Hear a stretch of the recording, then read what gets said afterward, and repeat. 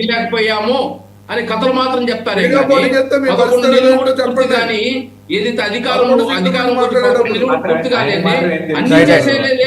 వెంకటేష్ గారు, let him complete, let him అనే మాట ప్రశ్నిస్తారు తప్ప వెంకటేష్ గారు, లెట్ హిమ్ కంప్లీట్. 11 నెలలకు అన్ని చేసే 5 సంవత్సరాల టైం బీయింగ్ ఇచ్చారు ప్రజలు.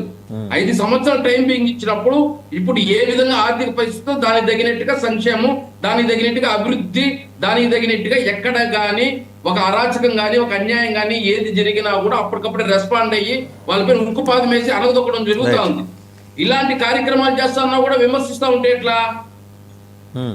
రైట్. ఒకసారి అంటే మీరు అంటే ఎన్నికల ప్రచారంలో అయితే ఇట్లా చెప్పలేదులే కానీ మామూలుగా 5 సంవత్సరాలు తీసుకుంటాము అనే మాట అనలేదు. ఒకసారి కారుమంచి రమేష్ గారి దగ్గరికి రమేష్ గారు, ఒక రోజులో ఒక ఏడాదిలో కాదండి, నేను కూడా మీతో ఏకీభవిస్తాను. నేను కూడా మీతో ఐ డూ అగ్రీ అండి. ఒక్క నిమిషం వేణుగోపాల్ గారు, ఐ డూ అగ్రీ. నేను కూడా మీతో ఓవర్ నైట్ డెవలప్మెంట్ లేకపోతే ఓవర్ నైట్ సంపద సృష్టి జరగదు.